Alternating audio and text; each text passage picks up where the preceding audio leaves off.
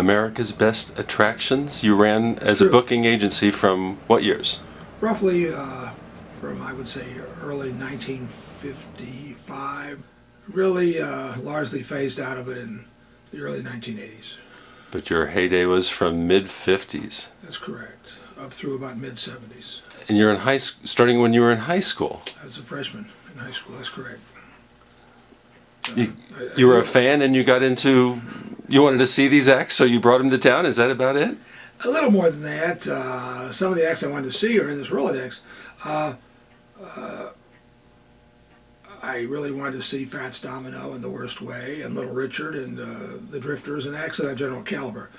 And so around 1954, I believe in the fall of '54, when I heard on the black music station out of Shreveport, Louisiana, which was well known, called Randy's Record Shop, and I went out of Memphis, it was Rufus Thomas, and Fats Domino was going to be at the Orchid Room in the 12th and Vine in what would be called the black area of Kansas City. I did want to go see him, and I went to see him, Fats Domino.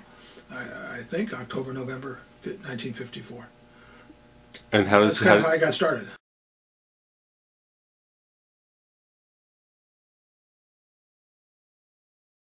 Beginning my freshman year at Southwest High, and there was going to be a dance at Southwest High.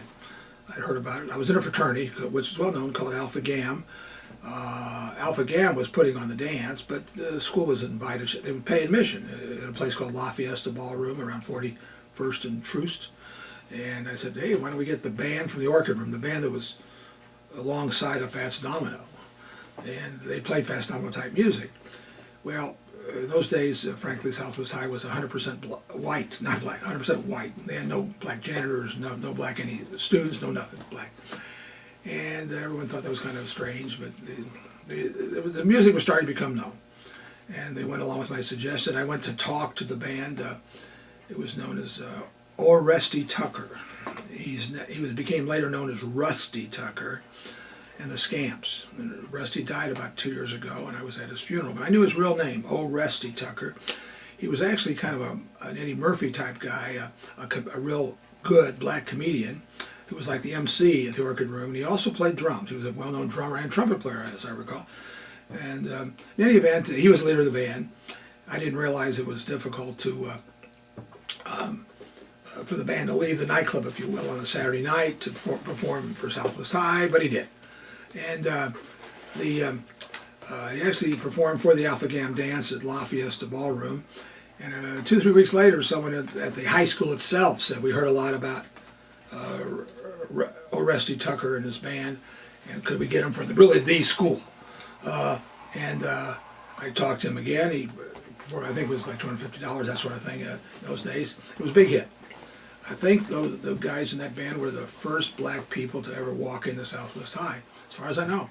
And lots of people started asking me about this band, where'd you find him, and so forth. And really, they were 6 miles away on the other side of town is all. But so there's other schools and other groups that had dances, and they all wanted this band, and it dawned upon me that maybe I could make money if I got them a job.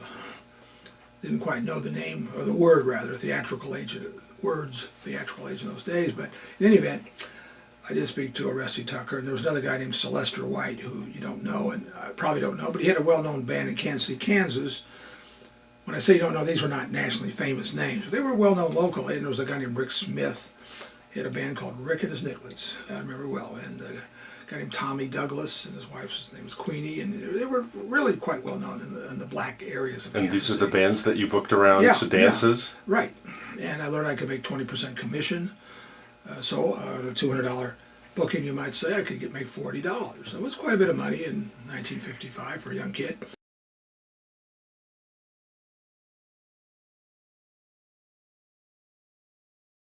$20 or $30 different organized bands here. That included Jay McShann, and Jimmy Witherspoon was a big star. Jimmy Witherspoon was a national star. Oh yeah. And but I booked him here locally. We both made plenty of money, and he often performed with Jay McShann. I mentioned to you earlier, Rick, about Joe Thomas, Jumpin' Joe Thomas, who was a world-famous saxophonist, and with Major Hit Records. Most of these bands I'm referring to, I had an exclusive with them, an actual executed contract where I was their only agent. and so I could maintain the price, frankly, for these bands, and they had a certain level of confidence in me that I give them the most money, and so it was quite an honor for a 14, 15-year-old kid to be doing this stuff, and maybe certainly as a junior and senior, I could often have certainly 10 bands working on a weekend, and maybe 15 or 20 occasionally. I booked bands at fraternities and sororities at University of Missouri, at KU, and at KU at Lawrence and Columbia, Missouri. I have people in here from the 50s. I do have Aretha Franklin in here. I start out with booking her father. There's Aretha Franklin's Rolodex, where she used to live. Rolodex card. Who else is in there? And, well, from the 50s, there are others from the 60s. Here's the Carol Jenkins fellow who was the secretary of Local 627. Oh, we're interested in all the whole rock era, so, you know. Well, and there really is your meat. I So booked Chuck Berry in the 50s. And really, Chuck where'd Berry, you book Chuck? I booked him, here's Chuck Berry Music, Westville, Missouri. I booked Chuck at 4 or 5 places. I booked him at Peony Park in Omaha, Nebraska. I booked him at a place called Rosemary's, but that was a nightclub. There's a big nightclub in Kansas City on 32nd and Truce, but that was more in the mid-60s. Cool.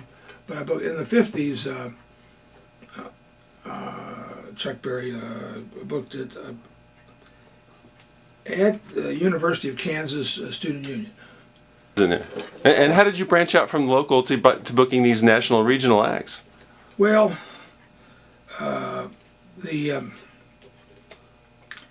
just to make a long story short, went to University of Miami, attended University of Miami, started in 1959 through 63, and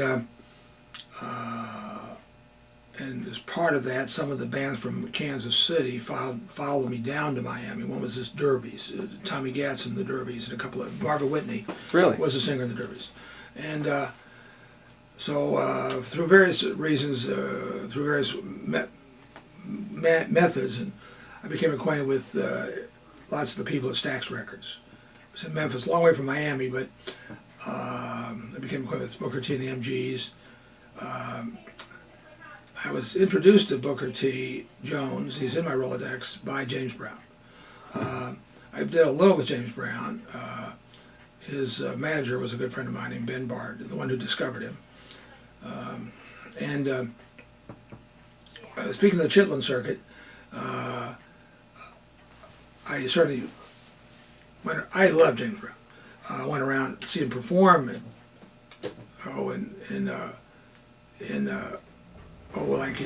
Fort Pierce, Florida. There's a place called Baker's. I know Ever heard of Jimmy John Clark. Clark and the Hot Nuts? Oh, Doug Clark. Doug Clark. John's the brother, the manager for Doug Clark. That's John's. And I'll tell you who else is in there. A guy you know straight up, probably one of the biggest songs of Four Seasons and the Jersey Boys. Stay, just a little bit longer. Oh, Maurice Williams, right? He's right in here. I used to book the hell out of those guys. In Miami. All over the South. Wow. That would have been a great show, I bet. Yeah. Actually, it was one of my customers in here.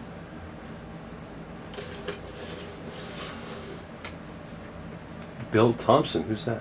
Fillmore. Mark Twain. He owned the Fillmore. He owned the building that Bill Graham booked. The whole thing, east and west. I booked Booker T and the MG. Here's Larry Cummings.